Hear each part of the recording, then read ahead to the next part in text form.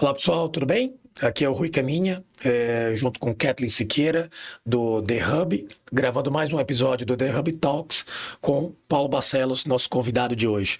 Paulo, muito bem-vindo. Bem-vindo, boa tarde. É um prazer estar aqui com vocês nessa experiência inovadora, compartilhar um pouquinho da nossa história. Sempre uma das coisas que mais me empolga na vida é compartilhar conhecimentos, informações, bater um papo. Obrigado. Que bom. E como acho que a gente vai avançar aqui hoje com o Paulo, conhecimento tem bastante. O The Hub em si, como você já sabe, mas reforçando toda vez que a gente começa um novo episódio, é um espaço criado para a difusão do conhecimento, Paulo. A gente criou essa marca The Hub, são os 3Ds da nossa vertical, né? O dedo direito, o dedo digital, o dedo design. Então, hoje eu estou aqui representando o digital, né? Através de uma das nossas marcas, que é o Juristec, eu quase não saio. A Jasmine está aqui representando o design, né? Diretor e sócio do Vita.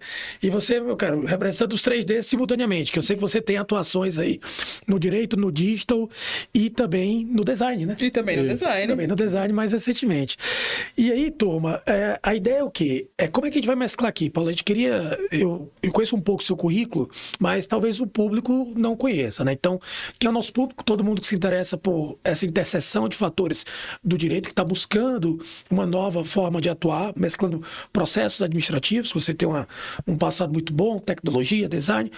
E aí eu sei que você é um dos pioneiros nessa área, né? Você começa lá na década de 90, que para mim é uma década muito querida, que peguei toda boa parte da minha infância e adolescência, tenho grandes memórias desse período, mas eu não tenho essa memória de inovação, né? Então, conta pra gente como é que você resgata e como é que foi inovar na década de 90, que é pré-internet em muitos aspectos, né? Já tem, mas ainda era uma coisa começando, né? Ali. Tem uma experiência muito boa na época da DataPrev, né? Eu fui para lá, na verdade, eu vim atrás de um prêmio que eu tinha recebido de Educação e Reforma do Estado. E aí fui convidado a ajudar a fazer um trabalho junto à reforma da Previdência, fui convidado a escrever a reforma da Previdência na época do primeiro governo Fernando Henrique. E aí a ideia era transformar a Previdência num banco virtual. Então já começa com essa lógica que você precisava ter várias soluções tecnológicas. Na DataPrev tinha um cadastro nacional de informações sociais. Então a ideia era inverter o ônus da prova. Então você utilizaria as tecnologias para você, ao invés de guardar X anos de papel, 40 anos de papel, documentação, recibo, você poderia inverter isso. Então, daria para todo o Rui Caminha receber um e-mail, uma mensagem, compareça ao posto tal e receba, pegar sua aposentadoria. Não precisava, a documentação, não precisa você juntar vários anos de documentação para comprovar que você poderia se aposentar. Poderia inverter isso e você receber isso online. Então, isso tem tudo a ver com o digital. Mas lembrando que na época, eu receberia um e-mail que não tinha e-mail. Receberia uma cartinha, um telegrama, na época, né? Mas hoje seria uma coisa assim, um e-mail, coisa e tal, mas é pré-internet essa história, né? Interessante. E aí, pegando um gancho nessa história da tecnologia como um difusor, né, de eficiência, eu imagino que você trouxe uma economia gigantesca para o cidadão, né, que tinha que manter um arquivo físico carregar ao longo da vida os seus carnês lá de recolhimento da Previdência, e do outro lado também uma economia para o Estado, que tinha que depois sair conferindo essa papelada quando ele já tinha acesso, de certa forma, a essa documentação. Então foi um golaço dos dois lados, eu imagino. Isso, a ideia era essa, a ideia era você conseguir economizar para os dois lados, e você teria também uma outra grande vantagem, você teria o controle social. Porque a ideia era o quê? Então nós tínhamos negociado com a Febraban, todo cartão de crédito, aquela tarja preta tem uma trilha lá de crédito, débito teria uma trilha de previdência. Então você, em qualquer caixa eletrônico hoje, você tiraria o seu extrato de previdência, você acompanharia se a empresa está depositando direitinho a previdência, então esse controle social seria muito bom também. Então seria um projeto que atenderia também essa ótica do acompanhamento, do controle, o cidadão controlando e acompanhando o trabalho do Estado. Eu acho que funcionaria também nessa linha. Acho que era muito interessante por isso. Bacana. Caramba, que loucura. E sempre quando eu paro pra pensar assim, em instituições públicas, eu fico pensando na magnitude de que é isso. Assim, imagina você fazer isso num país do tamanho que é o Brasil. Imagina que várias coisas do projeto ali, algumas ideias acabaram não indo tão assim para frente, algumas coisas ficaram um pouco para trás. Como que é inovar no setor público? Como que é trazer essas ideias? Como que é a recepção dessas equipes para essas inovações? Acho que a primeira coisa, até hoje, vale a questão de ter uma proposta bem estruturada, um projeto bem estruturado e o patrocínio, né? Então, na época, a gente tinha um patrocínio da liderança, do ministro, na época, o presidente da DataPrev, fiquei como assessor deles para ajudar a implementar essas soluções. O coautor desse trabalho passou a ser um dos diretores também. Nós criamos uma coisa inovadora, que lá nós criamos uma diretoria de recursos humanos e tecnológicos. Tá? A mesma diretoria unia a tecnologia e as pessoas, justamente para começar a trazer a capacitação para esse novo mundo, que é um troço que não tinha muito. Isso, lembrando, pré-internet, né? Exatamente. E aí, por exemplo, uma coisa interessante, quando foram as primeiras reuniões para fazer o projeto, nós sentamos no auditório da DataPrev, tinha um número pequeno de analistas de sistemas que a gente queria explicar como seria, e esse pessoal está rodando pelo país, porque você, na época, não tinha internet, você desenvolvia um sistema implementando em cada capital, e no meio dessa história mudava a legislação, e um segundo cara, quando a gente fazia um bacalhau, que a gente chamava uma adaptação do sistema, ia instalando, ia um atrás, fica aquela fieira. Então, dezenas de sistemas e aquele monte de analistas rodando o país fazendo aquelas instalações. E no meio dessa história surge um boom da internet, o pacote Microsoft Office, então Windows, Word, Excel, todo mundo querendo treinamento sobre aquilo. E como é que nós vamos fazer para trazer esses analistas para fazer o projeto? E aí que surgiu uma ideia muito boa de um programa que nós criamos, foi Treina Bem, foi o primeiro grande programa de treinamento. Treina Bem era treinamento nacional básico em microinformática. Então, funcionou porque você começou a dar a ideia que a gente fizesse curso de Windows, Word, Excel para os 5.000 funcionários da DataPrev. Meu pai amado, é muita gente. Nós conseguimos, isso ganhou um prêmio de ideias inovadoras do governo federal, que nós conseguimos treinar em 6 meses os 5.000 funcionários da DataPrev em Windows, Word, Excel. Mas qual era a ideia? No fundo dessa história, não era treinar esses caras no Windows, Word, Excel. É porque eu queria que uma vez que esses caras treinaram Windows, Word, Excel, aquilo que eles queriam aprender, eu, num segundo momento, traria meus analistas de volta e quando ele faz uma adaptação do sistema, eu mando essa adaptação por essa mesma ferramenta que eles aprenderam a treinar o Windows, Word, Excel. Então, cada curso era um pacote de 12, que não tinha internet, eram 12, 14 disquetes. Aí mandava pelos correios, disquete, rodava no Brasil inteiro. E aí, quando o pessoal voltou, ele fazia um sistema novo, uma adaptação, a gente criava os tutoriais dos sistemas e mandava os tutoriais e os analistas não viajavam mais. Aí nós conseguimos manter os analistas para fazer os grandes projetos de previdência a partir de então. Então, era um curso à distância, chamava CBT, os disquetes iam pelo correio, e aí, a partir de então, que a gente começamos a desenvolver esses treinamentos. E aí, no segundo momento, esses 5.000 funcionários, nós passamos a disponibilizar esses treinamentos para todos os 50.000 funcionários da Previdência, e aí isso foi virando a bola de neve. E a história que hoje o pessoal falou de aprender, o base é eu comecei pelo que eles tinham interesse. Eles queriam aprender Word, Excel e Access, então eu dei treinamento de Windows, Word, Excel e Access, com essa ferramenta. A partir do momento que eles aprenderam a usar aquela ferramenta de autoaprendizado, aí eu mandei os tutoriais da Previdência. Aí foram outros prêmios que nós ganhamos vários, e a partir daí também, por essa coisa dos tutoriais, que foi um grande sucesso também. Uma coisa que eu comento muito nas aulas que a gente ministra aqui é que uma vez que você faz uma coisa muito bem feita, todas as outras a partir dessa ficam mais fáceis. Então, a partir do momento que você treinou o cara nessa ferramenta uma vez, o resto faz sozinho. Sozinho, entre aspas, né? E teve uma coisa curiosa nessa brincadeira, porque esses cursos não tinham no Brasil, nós tentamos trazer pessoal de fora, empresas de fora, para tentar adequar e fazer essa tradução, não ficava tão boa. Aí conseguimos fazer uma parceria com algumas instituições no Brasil que já está desenvolvendo, começando a engatear nos cursos à distância, eles fizeram isso para a gente e depois eles passaram a trabalhar. Foi tipo uma das primeiras PPPs, parcerias público-privadas, que nós conseguimos desenvolver. O pessoal ajudou a gente a fazer esse trabalho para a Previdência, depois eles venderam aquilo no mercado. Mas isso foi muito interessante, porque eu me orgulho de ter feito o primeiro curso do mundo de mouse. Caraca! Os cursos que vinham... Mas como era o curso para ensinar a usar o mouse? que na minha geração, você mexer numa coisa, em uma setinha mexer numa Não tela, era- era uma mágica. Aquilo existe. Você ligava, as pessoas ligavam para mim e falavam, como é que eu faço mexer nesse mouse aqui? Eu falava, só clicar, mexe, clica na janela. Aí a pessoa sumia, tô clicando. Eu falei, oi. Aí a pessoa estava na janela da sala, clicando. As pessoas estão aqui. Não é aquele nessa janela, gente. É clicar. E aí para as pessoas entenderem isso, foi um terror. Então, Eu acho que essa aí vale para o público entender que as coisas não vêm prontas, né? Para você usar o seu mouse hoje, significa que alguém teve que dar um curso lá atrás para virar um negócio normal. É. Até então não era. Então, o mouse não era intuitivo. curso de Windows, nós pegamos os cursos de fora para olhar. O curso de Windows começava, clica aqui, o pessoal Eu lembro disso, isso eu lembro. clicar, Barra de rolagem. existe o mouse. Então, o curso de mouse, ele tinha 3 módulos. Tinha um modo clique, primeiro módulo, movimentação. Como é que era o curso? Era uma tela, você mexia aqui, eu botava um quadrado do tamanho da tela quase, você tinha que chegar com o mouse dentro dele. Aí ele explodia, parabéns. Aí botava um quadrado menor. Aí o cara ia até lá, parabéns. Era quase pousar um módulo. Aí quando o cara ia no quadradinho Só que era um pequenininho, mouse. se ele acertasse, ele era uma dificuldade, não. O cara mexia aqui, acertava. Quando ele mexia, pum, parabéns. Você vai para o módulo 2. No módulo 2 entrava a mãozinha com o mouse assim. Oi, você vai aprender agora o módulo do clique simples. Plim. Não faça. Vai isso. Não clique dali. É só uma vez. Plim. E você pode algumas vezes ter o clique duplo. Entrar a mãozinha.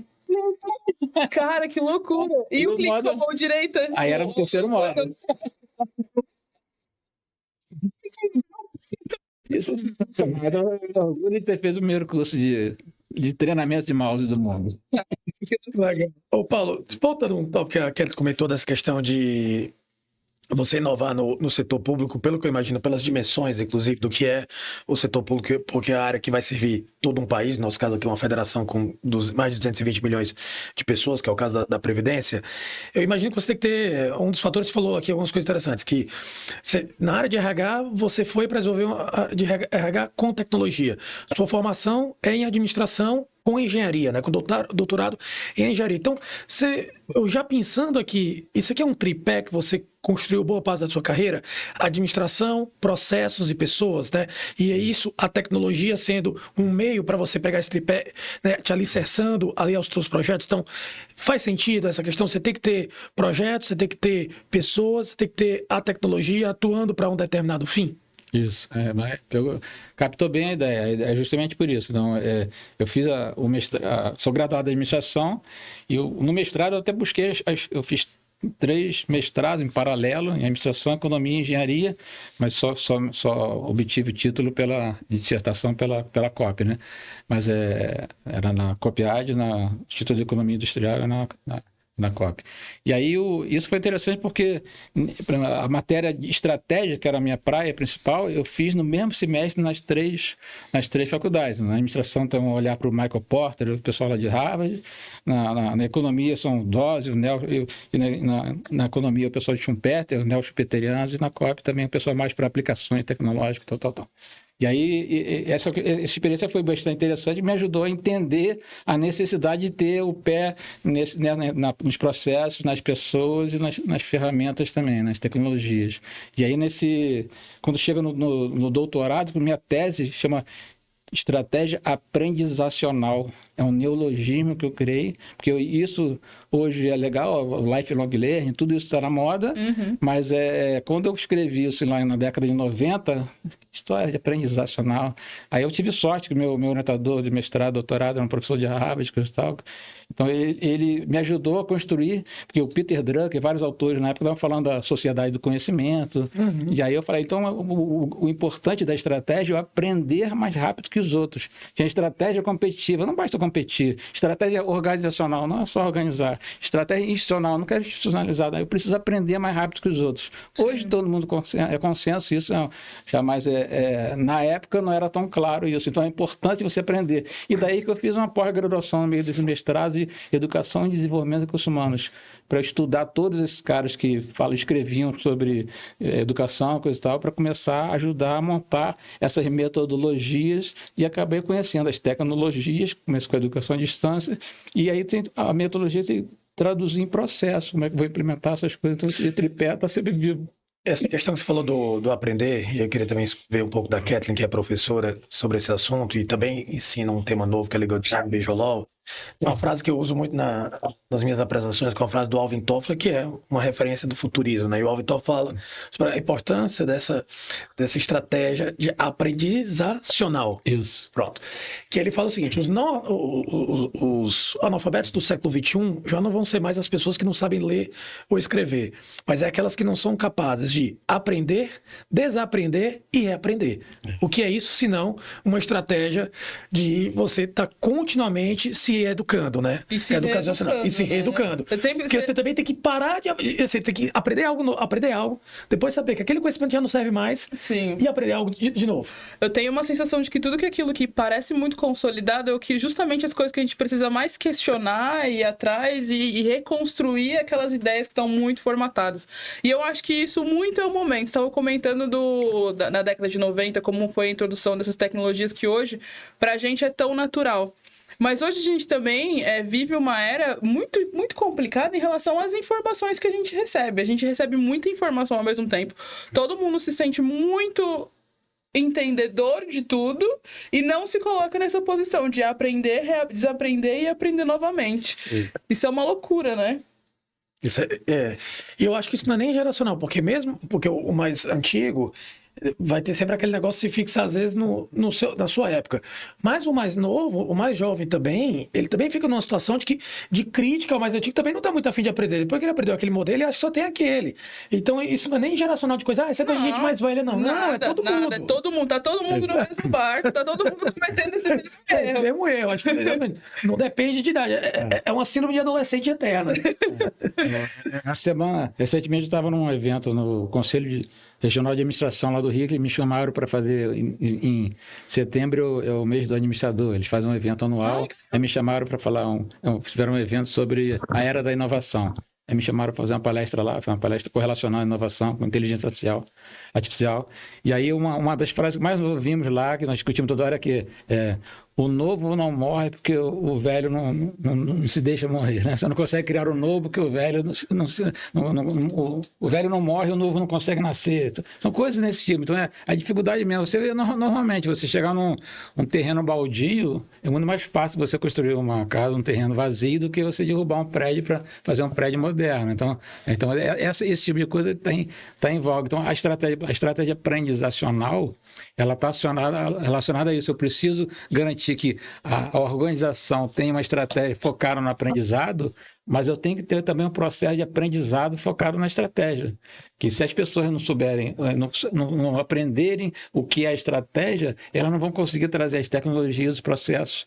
Porque as tecnologias, até nessa eu costumo falar sempre, tem uma frase que onde você me chama para uma apresentação, uma palestra, eu vou trazer essa frase. O Michael Porter, que é o cara de estratégia, sempre falava que todas essas ferramentas, tecnologias, elas vão servir muito bem para te dar ganhos de eficiência.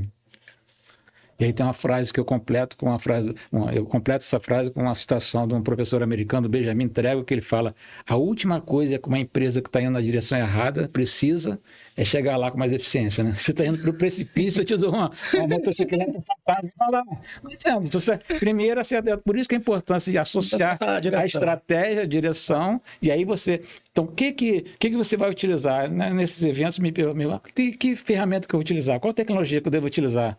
Aquela que estiver mais alinhada à tua estratégia. A estratégia que vai dizer que é o filtro principal que vai te sinalizar a necessidade de escolha e seleção e priorização das tecnologias que tem que adotar, né? Eu estava dando uma aula para o STF há algum tempo atrás e era uma aula sobre indicadores, né? Então, e é complexo dar uma aula só sobre indicadores, porque o indicador solto, ele não quer dizer muita coisa. Então, aí eu pensei, não, vou aproveitar e vou dar aula sobre OKRs, que já é uma visão de você atrelar o indicador a um objetivo maior, que seria o Objective Key Result. Para quem não conhece, tem um livro muito bom, chama OKRs, do colega, não vou lembrar agora o nome de quem escreveu, mas é um diretor da Intel, sócio da Intel, que depois levou essa técnica para o Google, e ficou muito famoso porque foi a técnica de estratégia que o Google usou, né, de estratégia, de visão de todo. Mas em cima do OKR está a estratégia.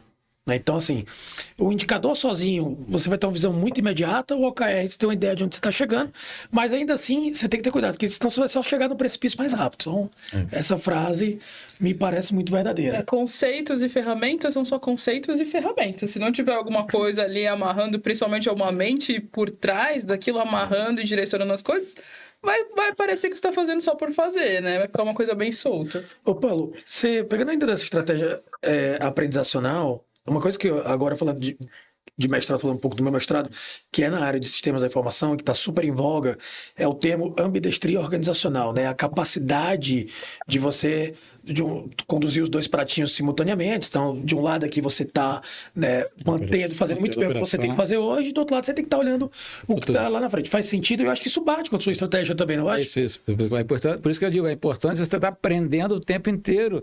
E a estratégia focada no aprendizado, para você garantir que as pessoas vão estar com esse radar aberto, esse olhar para o todo, olhar para o universo, para você estar sempre várias antenas captando o que está acontecendo aí, para você poder ver, fazer os filtros pela estratégia, o que deve chegar, o que você aproveita e o que você não aproveita. Né? E eu acho que uma dica que fica aqui para o nosso público, principalmente para o pessoal mais novo, às vezes quer uma receita de bolo. Nem sempre tem essa receita de bolo. Quando você entra nessa estratégia de ambidestria, por exemplo, não tem nenhum autor que vai dizer, olha, você tem que fazer isso, você tem que fazer isso aqui. O que eles dizem é, você tem que ter capacidade de olhar o presente, você não pode ter uma empresa que não olha o fluxo de caixa, ela vive de dinheiro, ela vai quebrar se ela não olhar o fluxo de caixa. E ela também não pode viver só de olhar o presente, porque ela não deixa de olhar o concorrente, não sabe o que está acontecendo no mercado. Então, essa questão de você estar, que é a estratégia aprendizacional do Paulo, está muito em voga hoje em dia dentro dessa questão da ambidestria, desse profissional que é capaz de olhar o que ele tem que fazer no dia a dia, mas ele também tem um olho no peixe e outro no gato. É isso. Você vê isso na sua administração, Kathleen? Você que também é gestora de pessoas e que também trabalha com projetos de inovação? No Vita, né? Que é a empresa que eu sou sócio-diretor agora, a gente tem uma inconstância, assim, quase que natural. É natural ser inquieto, é natural estar olhando tudo o tempo todo, porque faz parte do nosso trabalho fornecer a melhor solução para aquela situação. E aí, para isso, eu preciso saber que tem disponível, o que eu posso fazer, o que eu posso trazer. Então, eu nunca posso ficar tão confortável nessa solução que eu criei, que apesar de ser boa, a qualquer momento, de novo, ela pode ser desconstruída para ser construída novamente. Então, sem dúvidas, assim, essa questão de você ficar inquieto, de procurar, de trazer, de ir atrás de outras ferramentas pelo menos na minha realidade é fundamental, exatamente, é essencial. É literalmente o olho no peixe, um no gato, ou no passarinho, um no salvo, um na girafa. Só que no caso de vocês, acho que no caso do Vita, acho que eu queria escutar a sua experiência também com o Vita, ô Paulo.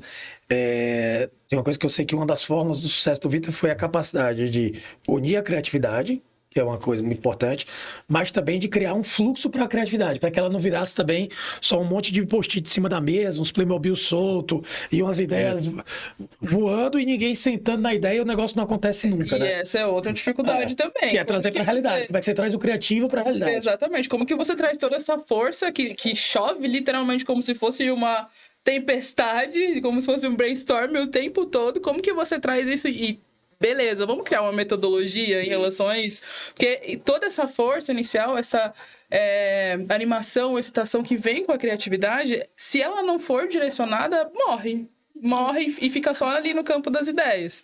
Precisa se transformar em algo material, que talvez por ser digital você não consiga pegar, mas você consiga sentir que cause algum efeito. Você fez isso no banco. E você fez isso então. Nós fizemos uma experiência no BNDES, eu entrei para o banco como...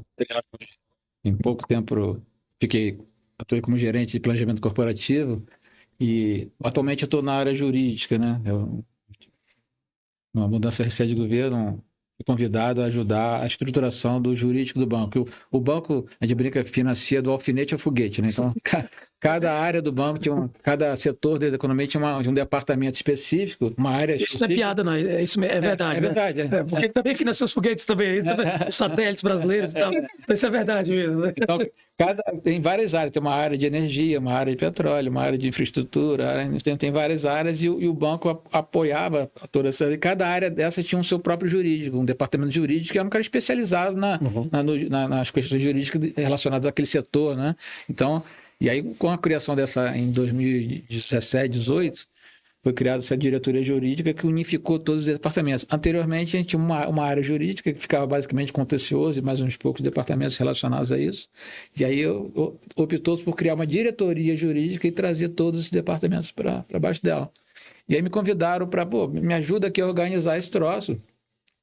Eram 24 departamentos, o diretor até falou na época, se 2 minutos falarem uma reunião, acabou 1 hora. Não dá nem para fazer reunião com os caras, né? Então, a gente estava otimizar. E é uma coisa que eu tinha feito já na COP, em várias outras instituições, é você criar uma espécie de um centro de serviços compartilhados. É um hub, um grupozinho de não advogados, no caso. Eu não sou advogado de formação, então nós criamos um... Gera uma eficiência danada, né? Porque é que nem aqui, nós somos 3, aí tem 3 RHs, 3 financeiros. Não faz sentido. Eu sou livre e tal, o prédio é igual. Muito legal, vai lá. Foi criada uma unidade, que existe até hoje, eu sou o gestor dessa unidade até hoje, de não advogados, é uma unidade enxuta, sou eu, 2 ou 3 analistas, 2 ou 3 gestores, é um grupo de 6, 7 pessoas, que dá suporte de planejamento, gestão da estratégia, gestão de processos, gestão de tecnologia, gestão de mudanças, gestão de informações e conhecimentos. Então, é um pacotão que a gente consegue desenvolver para suportar esses vários departamentos jurídicos, que hoje são 17. Então,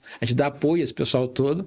Esses departamentos são divididos hoje em 2 áreas, área de negócio e área de jurídico institucional e de negócio, mas são 17 departamentos que a gente dá suporte a eles e isso funciona muito bem. Então, a gente tem obtido um bom sucesso graças a esse trabalho. E para ilustrar isso que a gente vinha falando, eu falando que agora vem um gancho, você está falando dos OKRs. Então, logo no começo desse trabalho, não por acaso, nós começamos o primeiro exercício a fazer um planejamento, né? da diretoria, fizemos uma metodologia que eu desenvolvi também, chama Balance Scorecard segunda geração, depois eu posso falar um pouquinho sobre isso. É uma metodologia ágil, eu acho que uma das principais metodologias de planejamento do mundo hoje, que aí você consegue, num curto espaço de tempo, desenvolver um processo de planejamento inteiro. No nosso caso lá são 12 reuniões de 1 hora, então em 3 meses você consegue fazer um pacotão inteiro. Já fiz várias organizações no banco, depois a gente fala sobre isso. Mas aí, quando eu cheguei lá, fizemos um processo de planejamento e em paralelo a ele, uma reunião grande de planejamento, nós visitamos todos esses departamentos para coletar as dores, quais são as dores, tal. E aí, quando nós começamos a conversar, montamos um planejamento inicial e aí fomos...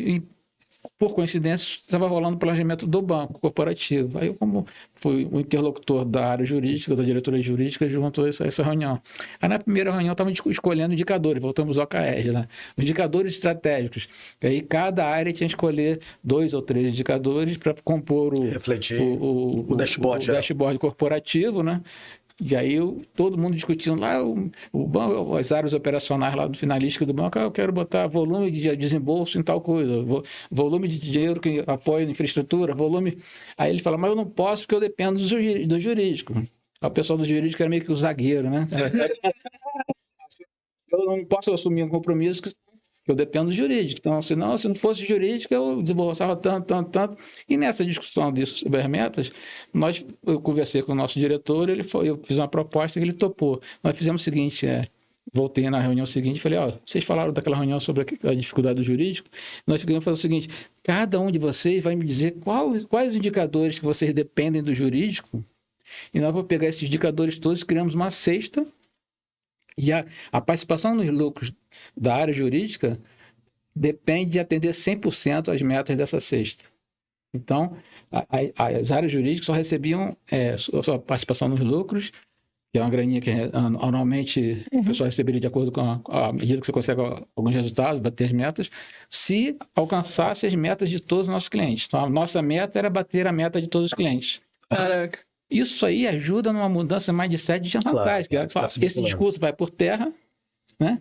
E aí quando você... E outra coisa, quando você começa a chegar no pé do final do ano, a área A bateu, a B bateu, C não bateu, tem 3 áreas que não bateram a meta, a turma aqui se cotiza, se junta, vamos ajudar aquele cara ali para bater a meta dele. Então aquela parceria que era necessária, transversalidade, coisa e tal, começa a rolar. Realocação, mesmo que transitória, pontual de recursos, coisa e tal, isso tudo começa a fluir. Então isso foi uma grande mudança de virada de chave, da mudança mais de 7, que passou o jurídico, a gente adotou um discurso jurídico viabilizador de negócio. Hoje o banco é reconhecido por isso. É um jurídico viabilizador de negócio. Não mais aquele zagueiro, aquela história já morreu. Esse jurídico viabilizador, aí eu queria escutar uma história de você. porque eu tô aqui com uma lista de prêmios desse jurídico viabilizador. Então, Cara, que tem prêmio. o cara não falta prêmio aqui. Essas listinhas aqui é tudo prêmio, pessoal. Começa lá em 1994. Então, tem prêmio desde 94 aqui, foi a Copa do Mundo. E aí depois veio.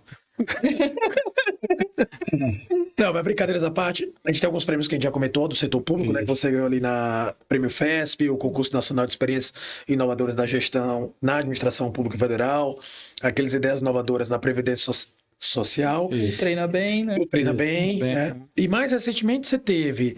Você estava montando ali, eu lembro que você comentou com a gente que é um dos juristas que mais ganhou o prêmio do Brasil. Você tem 2 prêmios da Future Law, um da B2L, um agora que você está aqui em São Paulo. Fala um pouquinho, 3 então. do IntelliJu, né? 3 do IntelliJu. Então, pelo que eu estou vendo, assim, você criou alguns anos atrás, você e a equipe do BNDES, conheço alguns, o Murilo, o Leonardo, entre outros colegas, agora na diretoria o Walter, e super oportunidade de trabalhar com vocês no sentido de uma instituição que eu muito respeito, porque ela preconiza o desenvolvimento do Brasil, passa pelo BNDES, né? De novo, do alfinete ao foguete, gostei muito dessa expressão, mas fala um pouco dessa. Então, você falou um pouco dessa estrutura que você criou, e aparentemente essa estrutura gerou frutos, vem gerando frutos, claro.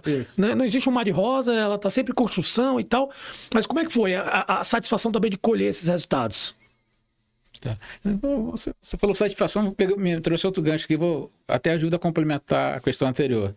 A questão da satisfação é foco no cliente, né? A satisfação do cliente. Então, além dessa questão da mudança do mindset, a gente queria garantir que nossos clientes internos e externos fossem bem atendidos. Então, nós bolamos, além desse indicador, que eu chamava de indicador de satisfação do cliente, porque eu estou batendo as metas dele, é mais quantitativo, que é a sua métrica dele, nós criamos um outro mais qualitativo, que é uma pesquisa de satisfação, que implementava a cada 6 meses, todas essas áreas respondiam, a satisfação a partir de 8 métricas, né, e aí todos os superintendentes dessas áreas se reuniam com seus chefes, a quem nós prestávamos serviços, os jurídicos todos, e respondiam semestralmente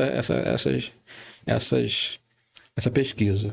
E essa pesquisa são 8 variáveis, tempo de atendimento, flexibilidade, comunicação, relacionamento com o cliente, atendimento, tem várias métricas, e elas tinham, era uma escala X, e você tinha um campo para o cara colocar sugestões. Então, desde a primeira, a gente criou um processo, que é o seguinte: eles nos entregam a pesquisa, todos os itens que eu não tirei nota máxima e todos os itens que nós recebemos alguma observação são transformados em um plano de ação. Legal. Né? E esse plano de ação tem que ser implementado até a próxima pesquisa, porque eu preciso comunicar esses caras todos. Você deu a sugestão, me deu a nota baixa, mas eu fiz isso. Claro. Tá ok? E manda a nova pesquisa para o cara. Então, dali surgiram as demandas. Eu tenho uma grande dificuldade de entender os juridiquês. Então, dali não precisa falar, surgiu o projeto do Legal Design. Então, eu tenho grande dificuldade de não ter uma ferramenta para fazer aquilo. Surgiu uma ferramenta de busca. Eu tenho a grande... E assim foi. Então, eu digo, boa parte desses prêmios é apenas o reconhecimento de coisas que nós fizemos para atender demandas que tinham dos clientes. Mas a gente segue esse roteiro, e isso casado com aquela estratégia que a gente tinha, você compatibilizar as coisas, tudo isso vem desse exercício. É um processo interno e um processo de gestão estruturado a partir da estratégia que é traduzido. São quantos prêmios nesse passado recente aqui? 3 anos? 7, 8 premiações? Nesse primeiro semestre foram 6, né? Nesse semestre? Por exemplo, nós ganhamos nesse semestre a certificação da B2L de novo. Por exemplo, Verdade. Lá tinha uma questão de tem indicadores. Aí nós contamos essa história de indicadores. Esse ano já veio todo o prêmio assim, você pega as boas práticas, e eu acredito que nós temos contribuído para esse ano ter um questionamento mais de... Tem indicadores de cliente, tem indicadores transversais. Esse ano o prêmio está muito mais rigoroso. E a gente, de prêmio aqui, a gente gosta bastante. Sim, ganhar prêmio é muito bom. É legal o momento, é legal depois refletir, né? É um momento de reflexão. Você olha aquilo que você fez e fala, caramba, certo, né? E traz a equipe, todo mundo. Acho que é um reconhecimento. E a gente tem um compromisso com vocês do BNDES para a gente conseguir fazer também criar os prêmios internacionais para o banco, né? Então, Isso. a gente vem conversando sobre isso. O banco é provavelmente o maior banco do mundo de desenvolvimento social, né? Econômico social. Se não for, é um dos maiores, né? Isso, Eu imagino. sim. Se tiver algum maior, talvez ali China e Índia, não conheço muito da estrutura, mas com certeza top 5 do mundo. Paulo, fala um pouco dessa jornada, então, como é que foi essa do Juridiquês? Então, fala um pouco da gente do Juridiquês, como é que foi essa demanda e como você resolveu? Como vocês resolveram? Então, vamos falar dos prêmios. Então, primeiro prêmio é esse da B2L, depois nós tivemos do Future Law, tem duas categorias, né? Uma de Sim. Legal Design e Legal Operation, né? Na verdade, não chama de Legal Design, chama de Visual Law. Visual Law e Legal Operation, né? Eu acho que mais adequado o Legal Design, que é mais amplo no meu entendimento. Aí vencemos nos dois, aí o Visual Law já era nessa ótica, a gente já estava começando a engatear. Quando surgiram essas demandas do juridiquês, já começamos a fazer algumas questões mais pontuais. Nós fizemos vários treinamentos, vocês deram treinamentos para a gente, vamos no mercado, buscamos muito treinamento, o pessoal começou a entender, é isso que a gente quer, é isso que a gente precisa, os clientes fizeram também, então fizemos um volume grande de treinamentos de capacitação das nossas equipes, aí todo mundo começou a entender e adorar, pô, é isso que eu preciso, os clientes falam, pô, é isso que os caras viram o curso, estão pedindo. Então começamos a engatear com algumas soluções, montamos um GT, inicialmente um grupo de trabalho, e aí começamos a desenvolver algumas soluções pontuais, ficaram legais, total, bem bacana, mas faltava aquele olhar mais profissional, que pela escala e pela qualidade que a gente esperava oferecer para os nossos clientes, mas isso foi muito bom, que o pessoal aprendeu fazendo, então o pessoal foi fazendo, foi entendendo, aí você foi ganhando vários adeptos e incentivadores dessas práticas, e aí que nós conseguimos fazer essa parceria com vocês, né, recente, para fazer aquele guia, fizeram um guia de como, para a gente utilizar como referência para o desenvolvimento dos nossos documentos, já fizemos um projeto piloto, e a gente continua agora acabamos de renovar mais um contrato para fazer mais documentos, a gente espera que seja uma parceria de longa data para a gente conseguir avançar nessas frentes. O projeto do BNDES, para a gente do Vita, é um dos projetos que mais tem sucesso. Por quê? Primeiro porque ele teve essa camada toda de aprendizado e treinamento das pessoas. Então, o projeto que foi premiado pela Future Law, uma parte dele era o manual de direito visual e linguagem simples. Então, a gente teve todo um trabalho de ensinar como a gente iria manusear isso depois, porque é uma coisa que também eu sempre reforço. Não adianta a gente falar de democratizar o acesso ao direito se a gente faz isso por um meio, por um caminho que também pode excluir algumas pessoas ao longo do caminho. Então, eu preciso democratizar o direito e o design também. Então, eu preciso ensinar o design também, preciso tornar isso simples para todo mundo. A gente teve também uma fase que, para mim, assim, sabe quando vira a chave, que foi vamos classificar quais são os documentos que a gente vai utilizar? E aí a gente criou essa matriz e aí escolheu, olha, esse aqui tem prioridade tal, vai seguir esse caminho. Então é aquele lance de pegar essa efusão de criatividade e colocar dentro de um trilho.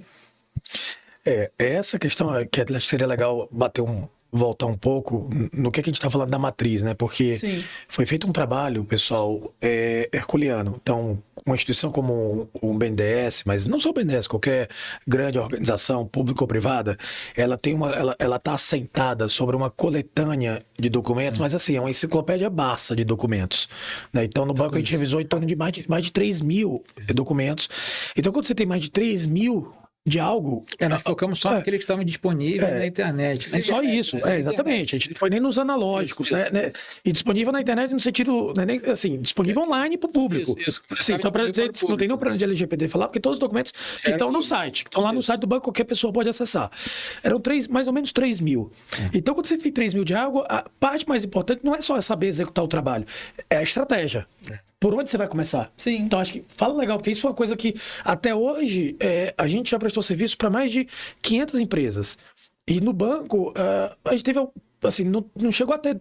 Você conta nos dedos, teve 10 que a gente fez um serviço desse tão profundo como esse do banco. E o do banco provavelmente foi o mais profundo feito no Brasil até hoje. Você, assim, cara, antes de você sair fazendo Visual Law à torta e direito, vamos começar por 3 pontos. Criar um manual, capacitar e priorizar. E, claro, e criar os modelos para as pessoas verem, né?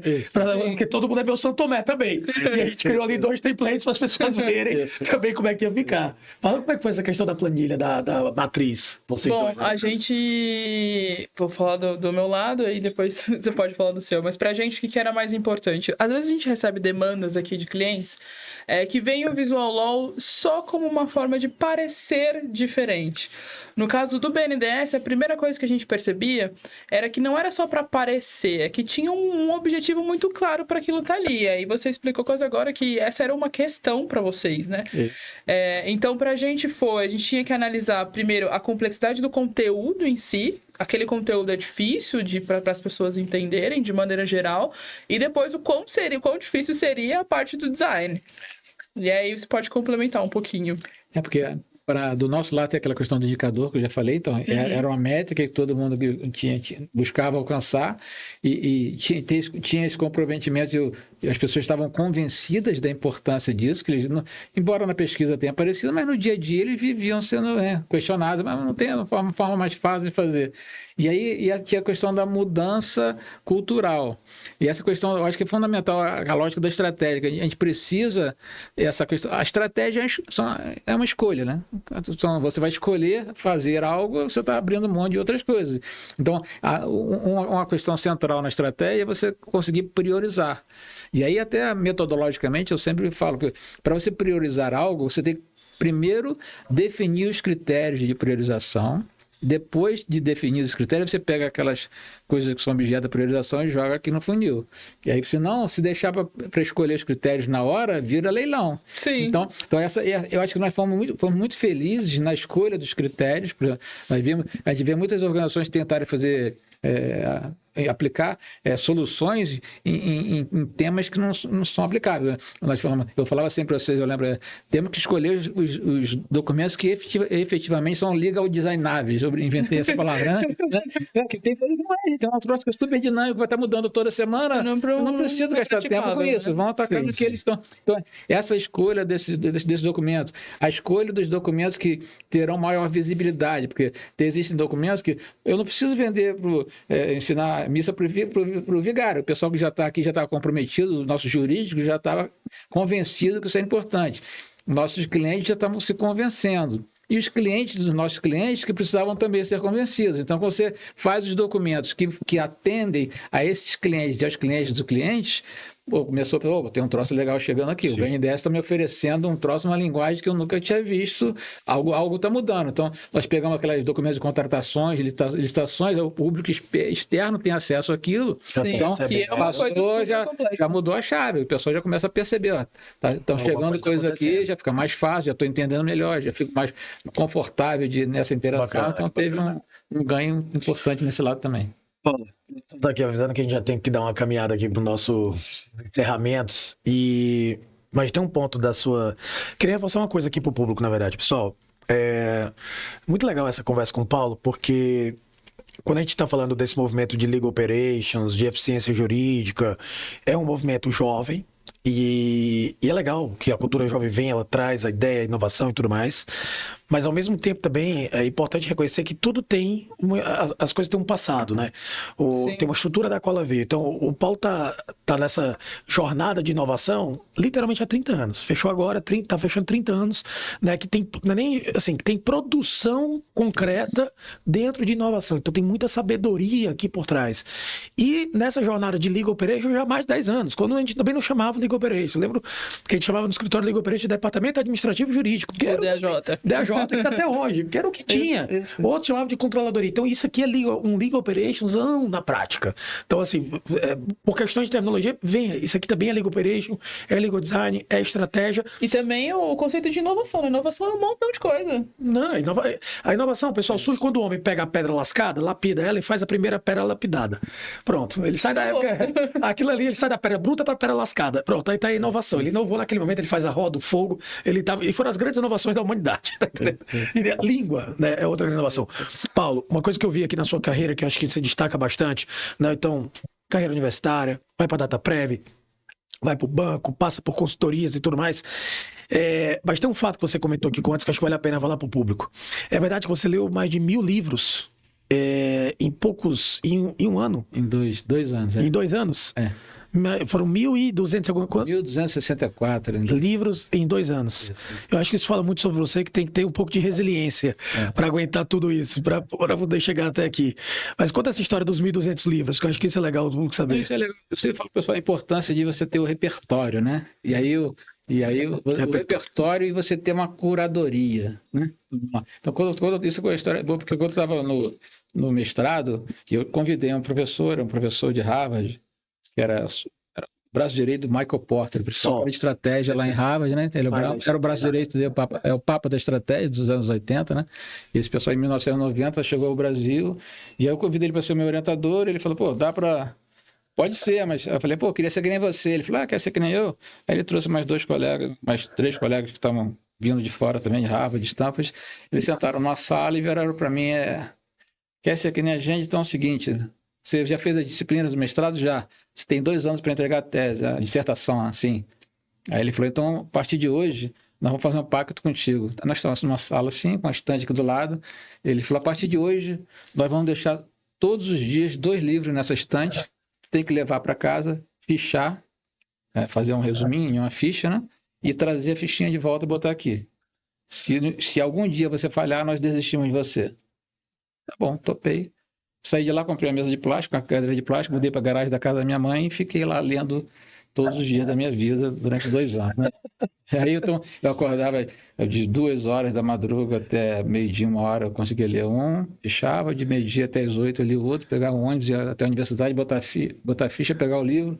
Terças e quintas eu dormia menos, porque eu tinha que assistir a aula do cara, eu dava aula com ele nas terças e quintas, e voltava todos os dias, chegava em casa meia-noite, dormia 11, meia-noite, dormia 3 horas por noite no máximo, e começava a ler tudo isso. Então, no sábado, eu tinha 8 horas da noite até domingo, 8 horas da manhã, um períodozinho para eu viver, eu saía para...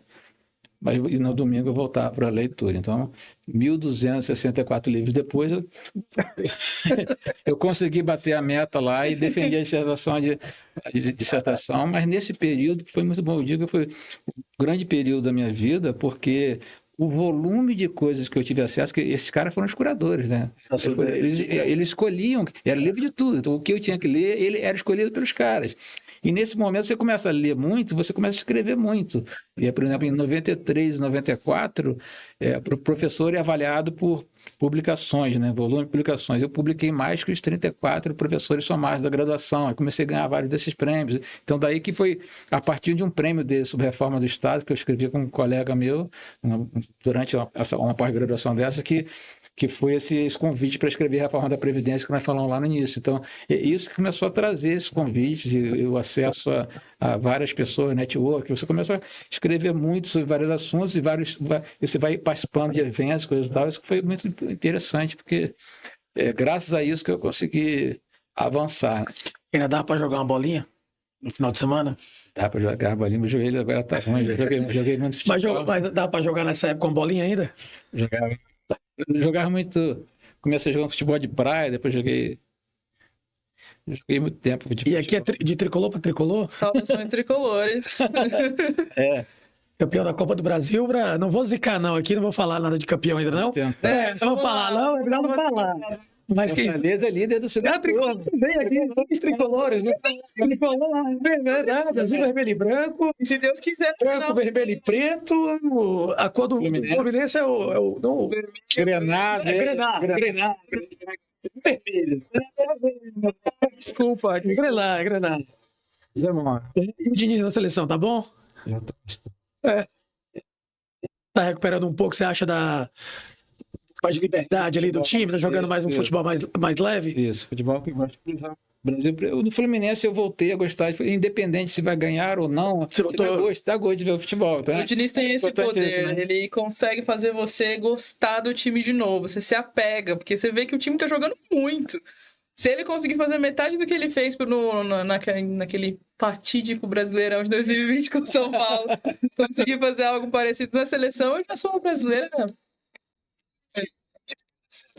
E, Paulo, também acho que para aguentar esses 1.264 livros, Como é que era a história de tomar uma também? Como é que era a história Aí tem uma vida noturna aí depois disso tudo. Tem. Aí eu tinha esse período, né? Nesse momento que eu saía, né? Eu saía 8 horas para. Esse períodozinho ali. Eu saía para conhecer. Mas depois, quando comecei a fazer consultoria, tem um período interessante que eu comecei a investir em empreendimentos da noite carioca, né? Então, lá em Niterói, a primeira coisa que eu comprei o bar da minha rua. O bar de esquina, morava em Caraí, num bairro lá em Niterói, um barzinho da esquina, que era um bar da moda, coisa e tal, chamado WO. Eu até brincava, quem não vai, perde, né? WO tem a ver com futebol. Sim. E aí comecei, aí o pessoal falou, pô, você está dando aula aqui, curso da COP, tal, de pós-graduação, dava aula em alguns cursos lá de estratégia, gestão, planejamento. Pô, e tem um boteco que não funciona. Falei, cara, tem que começar a aplicar essas coisas lá. Aí comecei a aplicar as coisas lá da gestão nesse universo e aí começou a ter muito sucesso. Esse bar foi 3, 4 anos seguidos o melhor bar da cidade. Foi um barzinho. O Zé Freio, o Rio de Janeiro, tinha um que sempre ganhava, o Bracarense. Eu falei, vamos ver quem é o melhor. Niterói contra o Rio. Eu apostava que era o melhor que eles e ficou naquela briga, Niterói defendendo, Rio defendendo ele. No final das contas, eu já era o melhor de Niterói. Não precisa nem ganhar, tem toda a torcida para ser o melhor. E aí tem muitas coisas assim que foram legais. Depois eu investi em boates, em academias de ginástica, fui trailer, comecei a entrar em várias dessas casas noturnas, apoiar. Na verdade, era um grande amigo meu que ele já tinha esse viés, né? Eu entrei de sócio ajudando ele, então tivemos várias casas dessa lá que eu consegui apoiá-los, mas foi um período muito divertido, que serviu, foi depois dessa fase da leitura, você vai pensar um pouquinho, o tempo perdido. Fazer o efeito pêndulo da coisa aí, né? Esse período da noite também serviu muito para entender a importância do cliente e a possibilidade de você traduzir de fato as coisas que você aprende no mundo acadêmico, na tua vida, para uma realidade qualquer que seja. A gestão vai servir para tudo. Você saber a ferramenta adequada, a forma adequada de traduzir. Legal. Hoje no BNDES, eu estou fazendo palestras atualmente sobre transformação digital, inovação, inteligência social. Mas eu tenho hoje o case do BNDES, então por isso que eu me dedico tanto, que não basta ficar na teoria. Hoje a gente consegue evidenciar e comprovar na prática que isso tudo funciona. Então esse período da noite aí, você viu também que o pessoal ficava brincando comigo, ele está certo, é verdade. Então tem várias metodologias, vários conceitos, várias práticas que eu conseguia traduzir para esse universo também que funciona. E que foi bastante exitoso, né? Teve mais de uma dezena de casas, né, funcionando, então... Pessoal, acho que a nossa conversa foi da academia, né, dos conceitos, alguns conceitos profundos para os campos de futebol, depois passou pela mesa do bar, aí foi para o banco, aí voltou, foi para prêmios, mas acho que deu para amarrar tudo, né? Acabou na praia. Acabou na praia, fazendo 40 graus em São Paulo. Paulo chegou hoje aqui do Rio de Janeiro, a gente tem inveja de você. Você está melhor do que a gente, pode ter certeza. Com certeza. Nesse calor, principalmente. Paulo, queria muito agradecer você ter vindo aqui no estúdio do The Hub, no The Hub Talks, né, no nosso canal de podcast, que seja a primeira de muitas visitas como essa.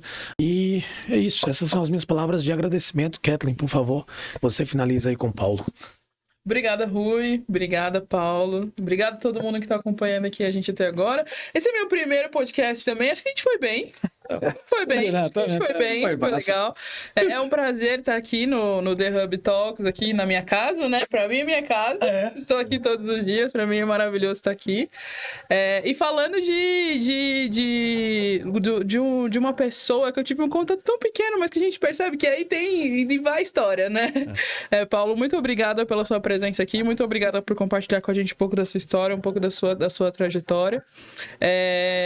E obrigado também pela parceria fora do The Hub Talks aqui, essa relação que a gente vem construindo já há alguns anos, que vai se prolongar aí, se Deus quiser, com tantos prêmios que você tem, a gente vai trazer também para essa relação. Eu que agradeço, então, agradeço ao Rui, a você, que é um pouco contado, mas é um contato intenso, então acho que, né, a gente sente também essa questão da amizade, essa parceria, acho que é fundamental. Agradecer muito, eu só vejo o crescimento daqui, das empresas e também da parceria nossa. O Rui vou contar uma história aqui. Sempre que eu encontro com o Rui num evento, o pessoal está apresentando alguma coisa, numa premiação, eu falo, ó, temos que estar, o próximo vão ter que estar aqui. Fico sempre provocando, também no próximo temos que estar aqui. Então, esse desafio, acho que vocês têm alcançado esses prêmios, todas as premiações e reconhecimentos, acho que é fantástico também, parabenizar vocês. Obrigado. E acho que é por isso que a parceria é sucesso. Ela rola num clima legal, um clima inovador, de um troço mais cada vez mais o espaço de vocês está fantástico, então parabéns também. Então, essa pegada que vocês têm, acho que é muito importante para esse mundo da inovação. Não é um troço careta, é um troço, dá para ser relaxado, são pessoas, né? Dá para você ter interação e trocar bastante. Acho que vocês estão de parabéns pela eu vim conhecer hoje esse espaço de vocês, ficou fantástico também. E eu acho que isso que é o fruto da parceria, são pessoas, gente. Voltamos para o tripé lá das pessoas, tecnologia e processos. Processos e tecnologia estão aí, mas se não tiver pessoas querendo, buscando inovar, querendo, tendo sinergia, essa disponibilidade de troca, de interação, que acho que é fantástica, a intensidade e a forma como a gente tem conseguido manter essa parceria, acho que é um dos pilares do sucesso aí, nosso, de vocês e de todo mundo que estiver nos ouvindo aí. Espero que possa, não perca essa oportunidade de ter uma relação assim com parceiros estratégicos que são fundamentais para o sucesso de qualquer organização. Então, obrigado mais uma vez pelo convite aí, pela oportunidade de compartilhar e trocar figurinhas com vocês. Obrigado, Paulo. Obrigado. Recados finais. Agradecimento a toda a equipe de produção, Ricardo, Daniel, Agnes, Gabriela, Thiago. Sem eles a gente não teria conseguido fazer o evento aqui de hoje.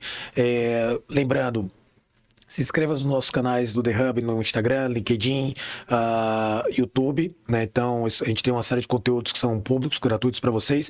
E mais importante ainda, um recadinho que talvez você não saiba, mas o The Hub é um espaço de inovação jurídica, é um centro de inovação aqui no Brasil, no Butantã, em São Paulo, mas ele é aberto. Então, se você quiser gravar um episódio conosco, se você quiser utilizar espaço para fazer o seu evento de inovação no direito, venha fazer com a gente, tá certo? Entre em contato aqui no privado, em qualquer uma das nossas redes.